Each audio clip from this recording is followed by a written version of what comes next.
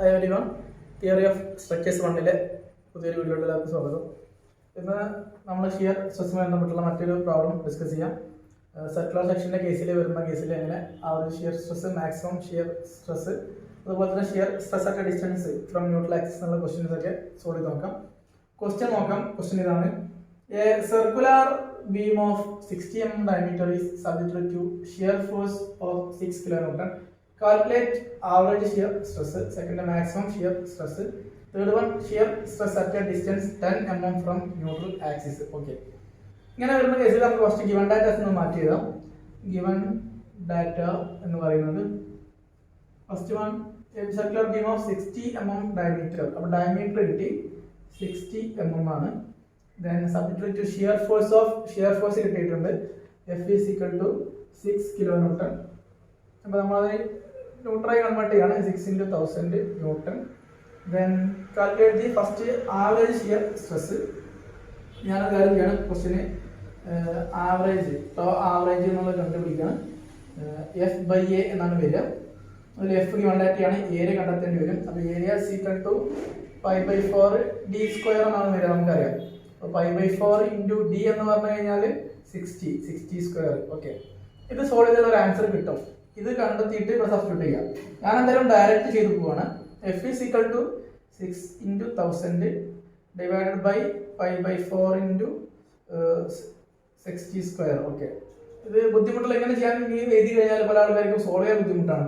അപ്പോൾ അവരെന്ത് ചെയ്യാം, ഇവിടെ ഡാറ്റ സോൾവ് ചെയ്തിട്ട് ഒരു ആൻസർ കിട്ടും. ആ ആൻസർ ഇവിടെ കൊണ്ട് പ്ലേസ് ചെയ്യാം. ദെൻ വീണ്ടും സ്റ്റെപ്പ് ഒന്ന് സോൾവ് ചെയ്യാം. ഓക്കെ, ഇങ്ങനെ ചെയ്ത് കഴിഞ്ഞാൽ കിട്ടുന്ന ആൻസർ എന്നുള്ളത് 2.122 Nm² എന്നുള്ള ആൻസർ ലഭിക്കും. ഓക്കെ, 2.122 Nm² എന്നുള്ള ആൻസർ ലഭിക്കും. അതാണ് ടോപ്പ് ആവറേജ്. ഓക്കെ, ഇനി നമ്മൾ എന്ത് ചെയ്യണം, സെക്കൻഡ് ക്വസ്റ്റ്യൻ സോൾവ് ചെയ്യണം. സെക്കൻഡ് ക്വസ്റ്റ്യൻ എന്നുള്ളത് മാക്സിമം ഷിയർ സ്ട്രെസ് ആണ്. ടോ മാക്സ് കണ്ടെത്തണം. ടോ മാക്സ് നമുക്കറിയാം, സർക്കുലർ സെക്ഷന്റെ കേസിൽ ഇക്വേഷൻ മാറും. 4/3 into ടോ ആവറേജ് എന്ന് വരും. ഓക്കെ, അപ്പോൾ 4/3 into ടോ ആവറേജ് നമുക്കറിയാം 2.122 എന്നുള്ളതാണ്. നമ്മൾ നേരത്തെ ക്വസ്റ്റ്യനിൽ കണ്ടെത്തിയതാണ്.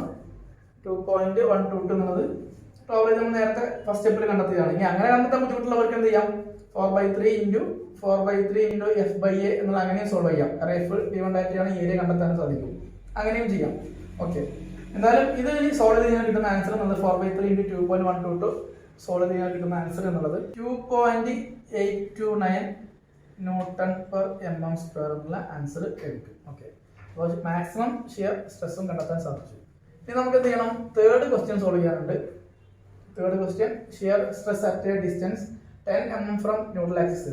ആ കേസിൽ വരുന്ന ഇക്വേഷൻ എന്നുള്ളത് shear stress NA is equal to F/3I into d² by 4 minus y².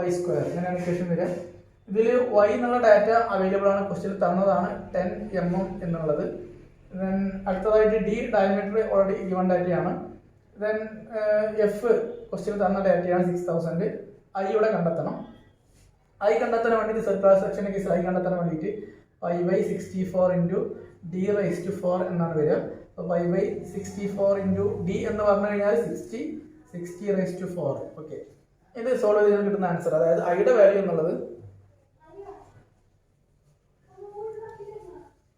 63617 2.5 mm⁴ എന്നുള്ള ആൻസർ ലഭിക്കും. ഓക്കെ, ഇനി നമുക്ക് എന്ത് ചെയ്യാം, ആ വാല്യൂയിൽ സബ്സ്റ്റിറ്റ്യൂട്ട് ചെയ്യാം.